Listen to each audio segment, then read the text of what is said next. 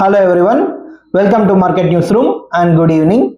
So మనకి ఈరోజు Nifty ఎలా మూవ్ అయింది, మనకు స్టాక్ మార్కెట్ ఓవరాల్గా ఏ సెక్టార్స్ పాజిటివ్ మూవ్ అయ్యాయి, తర్వాత ట్రంప్ గారికి సంబంధించిన లేటెస్ట్ న్యూస్ ఉంది కదా మనకి H1B వీసాకి సంబంధించి.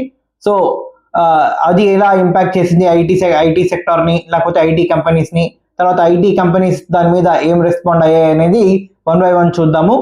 సో ఛానల్ ఎవరైనా కొత్తగా చూస్తుంటే సబ్స్క్రైబ్ చేసుకోండి, అలాగే లైక్ చేయండి అండ్ వీడియోని చివరి దాకా చూడండి. సో నిఫ్టీ వరకు చూసుకుంటే మనకు 25,200 దగ్గర క్లోజ్ అయితే బ్యాంక్ నిఫ్టీ మనకు 55,284 దగ్గర క్లోజ్ అయింది అండ్ సెన్సెక్స్ మనకు 82,159 దగ్గర క్లోజ్ అయింది అనమాట. సో మిడ్ క్యాప్స్ మనం చూసుకుంటే 0.6%, తర్వాత మనకు స్మాల్ క్యాప్స్ 1% వరకు డౌన్ సైడ్ మూవ్ అయ్యాయని మనం చెప్పుకోవచ్చు అనమాట. సో మెయిన్గా మార్కెట్ వరకు చూసుకుంటే ఈరోజు మొత్తం న్యూస్ అంతా వచ్చేసి మనకు ట్రంప్ గారి H1B వీసాకి సంబంధించిన అనౌన్స్మెంట్ వీకెండ్లో వచ్చింది కదా, దానికి సంబంధించిందే అనమాట. మెయిన్గా మార్కెట్ని డ్రైవ్ చేసిన డౌన్ సైడ్ డ్రైవ్ చేసిన సెక్టార్స్ ఏంటి అంటే ఐటీ, ఫార్మా, హెల్త్ కేర్ అని మనం చెప్పుకోవాలి.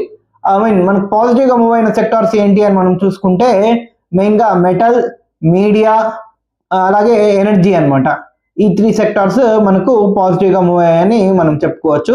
సో పాజిటివ్గా మూవ్ అయిన స్టాక్స్ ఏంటి అని మనం చూసుకుంటే అదానీ గారికి సంబంధించిన స్టాక్స్ ఏవైతే ఉన్నాయో, అగైన్ మొన్న మనకు ఎలాగైతే మూవ్ అయ్యాయో, లాస్ట్ ట్రేడింగ్ సెషన్లో ఎలాగైతే మూవ్ అయ్యాయో అలాగే పాజిటివ్ సైడ్ మూవ్ అయ్యాయి అనమాట లేటెస్ట్గా. ఎందుకంటే మనం చూసుకుంటే అదానీ టోటల్ గ్యాస్ కానీ, లేకపోతే అదానీ ఎనర్జీ సొల్యూషన్స్ కానీ, లేకపోతే అదానీ గ్రీన్ ఎనర్జీ కానీ, మనకు అదానీ పోర్ట్స్ కానీ, ఇలా ఏది చూసుకున్నా ఆల్మోస్ట్ మంచి అప్ సైడే మూవ్ అయ్యాయని మనం చెప్పుకోవచ్చు అనమాట.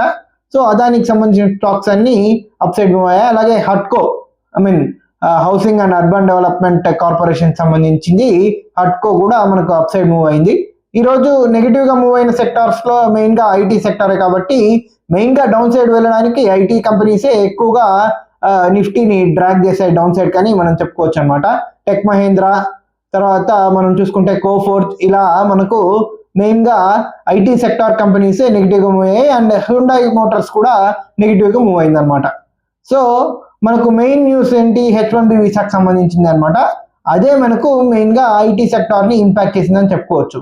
సో అందరూ మాట్లాడుతుంది ఏంటంటే ఐటీ సెక్టార్ ఒక్కటే ఇంపాక్ట్ అయిందని, కానీ కాదు. యాక్చువల్గా మనం చూసుకుంటే ఫార్మా అండ్ ఈ హెల్త్ కేర్ సెక్టార్ సంబంధించి ఏదైతే ఉందో అది కూడా ఇంపాక్ట్ అయిందనమాట. దానికి కారణం ఏంటంటే మనకు మెయిన్గా మనకు ఐటీ అండ్ ఫార్మానే మెయిన్ ఎక్స్పోర్ట్స్ అనమాట యుఎస్కి సంబంధించింది. మీకు ఇదివరకు చాలా వీడియోలో నేను మీకు మెన్షన్ చేశాను అనమాట. సో సిచ్యువేషన్ ఏంటంటే ఐటీ మీద ఇప్పుడు తను పడ్డాడు, డైరెక్ట్గా పడలేడు. ఎందుకంటే ఐటీ అనేది సర్వీసెస్ అనేది ట్యాక్సబుల్ కాదు కాబట్టి, డైరెక్ట్గా ట్యాక్స్ వేయలేడు కాబట్టి దాన్ని టచ్ చేయలేడు అనమాట. సో ఏం చేశాడు తెలివిగా, H1B వీసాస్ మనకు వర్క్ వీసా మీద ఎవరైతే వెళ్తారో ఆటోమేటిక్గా దాని మీద ఫీజు అనేది $4,500 ఏమో ఉండేది, దాన్ని అమాంతం $1,00,000కి పెంచేశాడు అనమాట. సో $1,00,000 అంటే దాదాపు 89 lakhs మన ఇండియన్ రూపీస్ పరంగా చూసుకుంటే. ఒక కంపెనీలో ఫర్ ఎగ్జాంపుల్ ఇన్ఫోసిస్లో ఏ అనే క్యాండిడేట్ ఎవరైనా వర్క్ చేస్తున్నారనుకోండి, ఆ ఏ అనే క్యాండిడేట్ మంచి స్కిల్డ్ పర్సన్ అయితే ఇన్ఫోసిస్ మనకు అమెరికాలో కూడా సర్వీసెస్ ఇస్తుంది. సో అమెరికాకు ఇక్కడ ఉన్న ఏను తీసుకెళ్ళి అమెరికాలో వర్క్ చేయించాలి అనుకున్నాడు. సో అతను ఏం చేస్తాడంటే ఇన్ఫోసిస్ డైరెక్ట్గా మనకు యుఎస్ఏ ఎంబసీతో కాంటాక్ట్ అయ్యి వీసా తీసుకుంటాడు, H1B వీసా అనమాట. సో దానికి $4,500 అనేది ఇదివరకు కంపెనీస్ పే చేసేవి. ఇప్పుడు దాన్ని అమాంతం ఏం చేశాడంటే $1,00,000 చేసేసాడు. దాదాపు ఒక క్యాండిడేట్ మీద ఈచ్ కంపెనీ దాదాపు ₹1,00,00,000 వరకు పెట్టాల్సి వస్తుంది. 90 లక్షలు వరకు పెట్టాల్సి వస్తుంది అనమాట.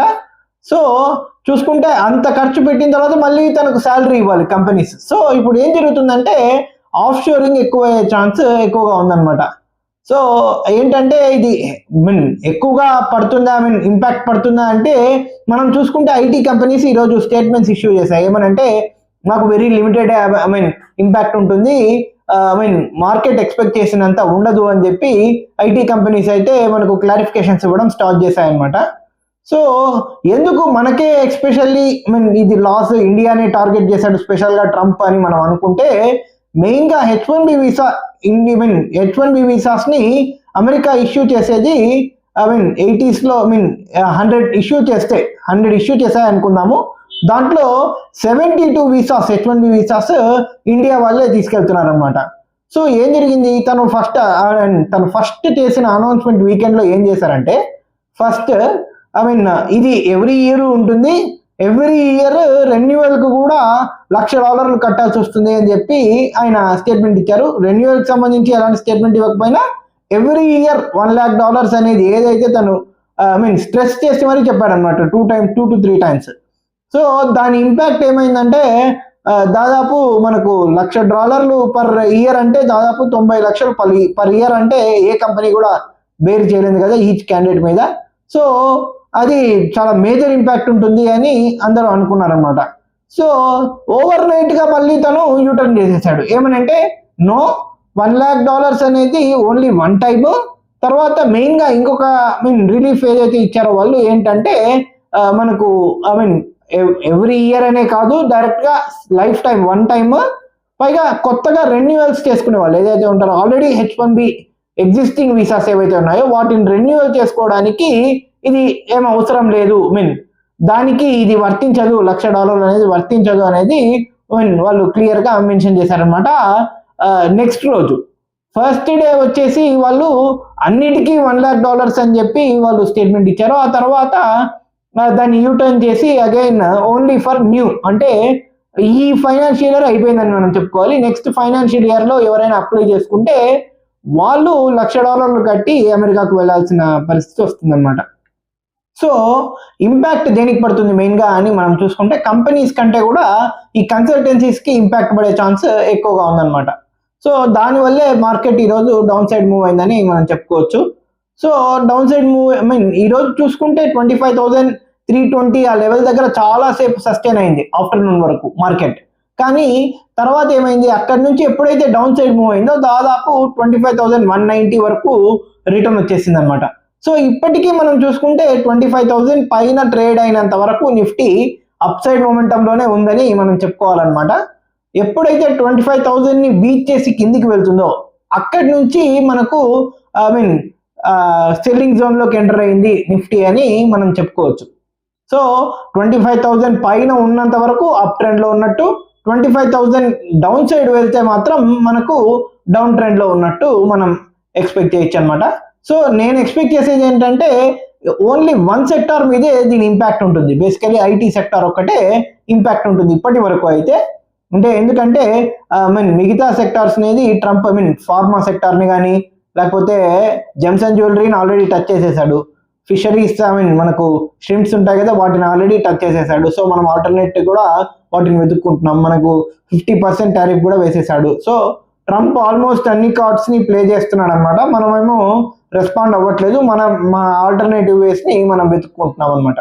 సో ఈరోజు చూసుకుంటే September 22 మీకు గుర్తుండే ఉంటుంది, ఈ రోజు నుంచే జిఎస్టీకి సంబంధించిన రేట్ కట్స్ ఏవైతే ఉన్నాయో అవి అమల్లోకి వస్తాయి అన్నమాట.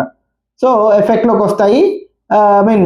చాలా కంపెనీస్ ప్రాఫిట్ డైరెక్ట్గా కస్టమర్స్కి పాస్ చేశాయి కదా జిఎస్టీ బెనిఫిట్స్ అనేవి. సో చూడాలి ఎంతవరకు అమ్మకాలు పెరుగుతాయి, తర్వాత ఎంతవరకు కంపెనీస్ ప్రాఫిటబుల్ అవుతాయి అనేది మనకు నెక్స్ట్ రిజల్ట్స్ సీజన్లో మనకు దీని ఇంపాక్ట్ అనేది క్లియర్గా కనబడుతుంది అనమాట.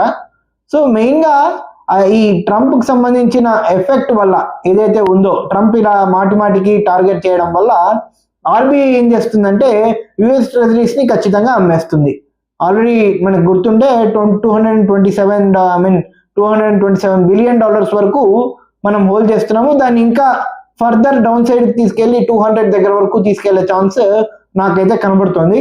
సో చూడాలన్నమాట. అలా చేసి ఇంకా గోల్డ్లోకి స్టిల్ ఇంకా మన ఫారెక్స్ని పెంచడం అనేది, గోల్డ్ అని పెంచడం అనేది ఇండైరెక్ట్గా దేనికి హెల్ప్ఫుల్ అంటే గోల్డ్ అనమాట. గోల్డ్ ఇంకా అప్ సైడ్ మూవ్ అవుతూనే ఉంటుంది దీనివల్ల.